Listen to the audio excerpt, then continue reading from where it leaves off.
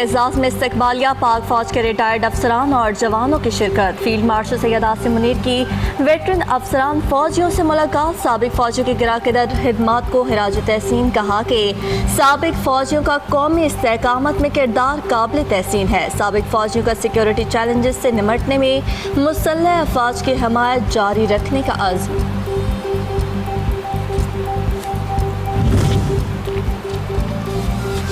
دنیا بھر میں کشمیری آج بھارت کا یوم آزادی بطور یوم سیاہ منا رہے ہیں۔ مقبوضہ وادی میں پابندیاں مزید سخت، جگہ جگہ نفری تعینات۔ مقبوضہ وادی کے نہتے مظلوموں کا عالمی برادری سے اپنی ذمہ داریاں پوری کرنے اور کشمیر کا مسئلہ اقوام متحدہ کی قراردادوں کے مطابق حل کرنے کا بھی مطالبہ۔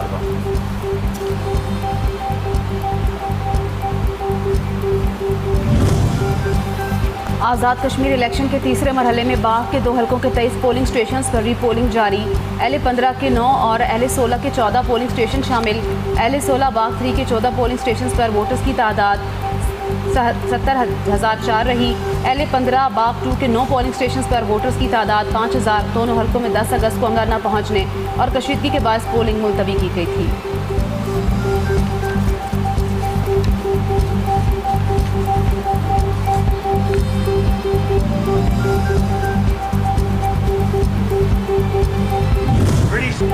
مہنگا فیول برداشت کر لیں گے، ایران کو ایٹمی ہتھیار حاصل نہیں کرنے دیں گے۔ صدر ٹرمپ کا ابنائے ہرمز کو جلد امریکی علاقہ قرار دینے کا اعلان۔ نیو یارک میں خطاب کرتے ہوئے امریکی صدر کا کہنا تھا کہ ایران کو بری طرح شکست دے چکے ایران کو تباہ کرنے کی صلاحیت رکھتے ہیں۔ ایران کی ناکہ بندی جاری ہے، ان کا کوئی جہاز گزر نہیں سکتا۔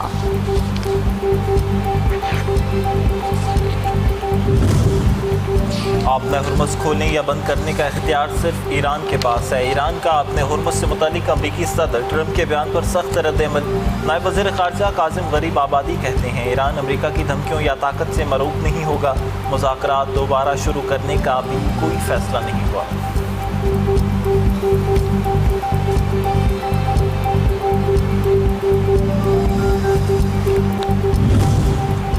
امریکہ سے مذاکرات دوبارہ شروع کرنے کا فیصلہ بھی نہیں ہوا۔ ایرانی وزیر خارجہ عباس عراقچی کہتے ہیں قطر اور پاکستان کے ساتھ پیغامات تبادلے کا مطلب یہ نہ لیا جائے۔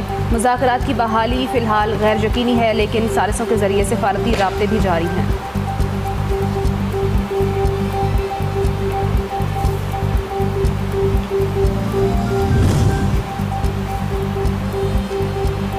ایران کے خلاف جنگ میں اب امریکہ کی ترجیح جوہری پروگرام کے بجائے امریکیوں کے لیے سستا تیل بن چکی۔ نائب صدر جے ڈی وینس کہتے ہیں کہ ایران کو جوہری ہتھیار حاصل کرنے سے روکنا اب ابنائے ہرمز کے راستے تیل کی بلا تعطل بحالی کے مقابلے میں پس منظر میں چلا گیا۔ اب جنگ کا محور ابنائے ہرمز کا کنٹرول ہے۔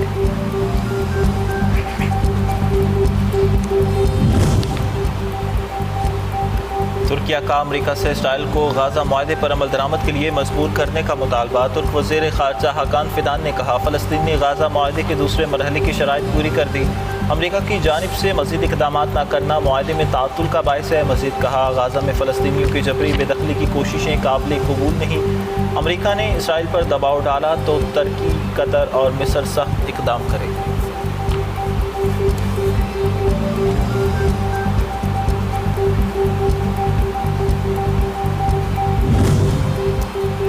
ایران نے ہرمزگان میں ایک اور MQ-9 ڈرون تباہ کر دیا۔ امریکہ کو MQ-9 ریپر ڈرونز کی قیمت میں $1 ارب 30 کروڑ سے زائد کا نقصان اٹھانا پڑا۔ امریکہ کے کم از کم 45 MQ-9 ریپر ڈرونز تباہ ہو چکے۔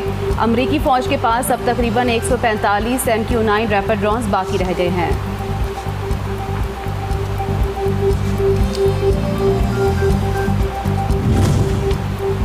ایران امریکی معاشی دباؤ برداشت کرنے کی صلاحیت رکھتا ہے۔ امریکی قومی سلامتی کے ماہر ڈین گریزیر کہتے ہیں کہ ایران پچھلے 47 سال سے امریکی پابندیوں کا شکار ہے، اس لیے توقع کرنا مشکل ہے کہ مزید معاشی جنگ ایران کو ابنائے ہرمز کھولنے پر مجبور کر دے گی۔ اگر امریکی فوج اپنی گولہ بارود کے ذخائر مکمل طور پر ختم نہیں کرنا چاہتی تو اسے حکمت عملی برداشت کرنا ہوگی۔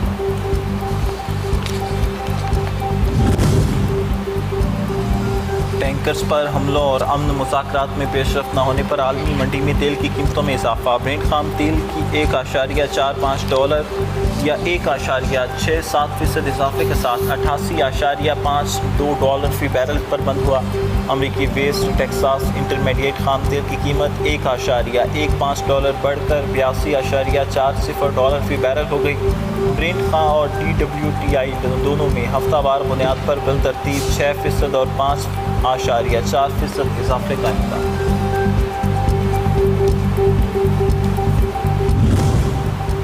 مودی سرکار کی یک طرفہ اور ناکام پالیسیوں نے منی پور کو آگ میں جھونک دیا۔ نسلی فسادات شدت اختیار کر گئے۔ ناگا گاؤں میں 9 مکانات کو آگ لگا دی۔ واقعے کے بعد ریاست کے پہاڑی علاقوں میں سیکیورٹی صورتحال پر تشویش مزید بڑھ گئی۔ بی جے پی حکومت منی پور میں انسانی حقوق کے تحفظ اور تشدد کو روکنے میں مکمل طور پر ناکام ہے۔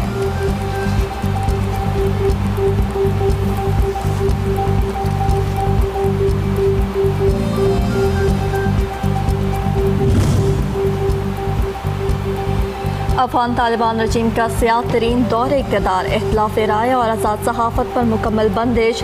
ہیومن رائٹس واچ کے مطابق طالبان رجیم کے 5 سالہ دور میں صحافیوں کو گرفتاریاں، دھمکیوں، ہراسانی اور سینسرشپ جیسے سنگین مسائل کا سامنا رہا۔ آزاد میڈیا پر پابندی، صحافیوں پر تشدد اور سینکڑوں میڈیا ادارے بندش کا شکار رہے۔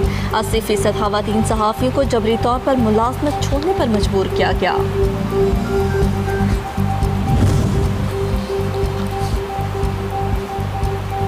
افغان طالبان کے سیاہ دور اقتدار میں افغانستان پر قبضے کے بعد طالبان رجیم کا بھارت سے بڑھتا گٹھ جوڑ خطے کے لیے سنگین چیلنج بن گیا۔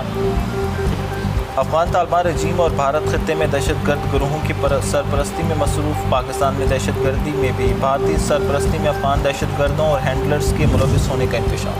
افغان طالبان کے سیاہ دور اقتدار کے 5 سال مکمل، خواتین کے حقوق سلب، انسانی حقوق کی بدترین پامالیوں کا سلسلہ برقرار، خواتین پر سنگین امتیازی پابندیاں، 25,000 سے زائد خواتین اساتذہ اور طبی کارکنوں کی کمی کا خدشہ، خواتین گھروں تک محدود، باہر نکلنا بھی غیر محفوظ، ہر 10 سال میں 7 خواتین ذہنی مسائل کا شکار، لاکھوں بچے حاملہ خواتین بھوک کا شکار۔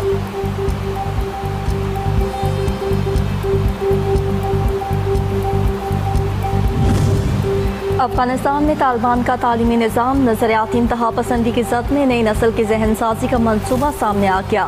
طالبان رجیم کا تعلیمی نظام نئی نسل کی فکری تربیت کے بجائے نظریاتی انتہا پسندی اور عسکری سوچ کے فروغ کا ذریعہ بن چکا۔ افغان طالبان کی زیر نگرانی تعلیمی نصاب میں جہادی اور عسکری نظریات شامل کر کے کم عمر افغان بچوں کی ذہن سازی کی جا رہی ہے۔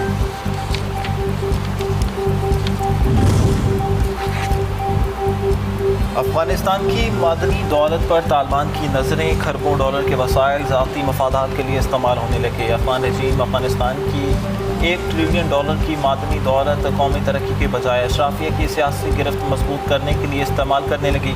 افغان طالبان نے بدخشاں میں 1000 فوجی اہلکار تعینات کر دیے۔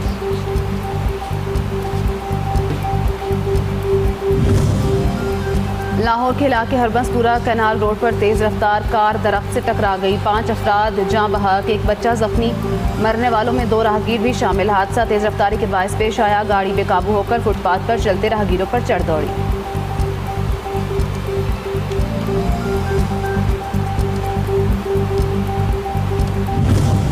اور انڈونیشیا کے ساحلی علاقے میں 7.7 شدت کا زلزلہ، 20 افراد ہلاک، گہرائی 10 کلومیٹر تھی۔ ساحلی علاقوں میں شہریوں میں خوف و ہراس پھیل گیا اور لوگ گھروں اور عمارتوں سے باہر نکل آئے۔ ممکنہ آفٹر شاکس کے پیش نظر شہریوں کو احتیاط برتنے اور حکام کی جانب سے جاری ہدایات پر عمل کرنے کی اپیل۔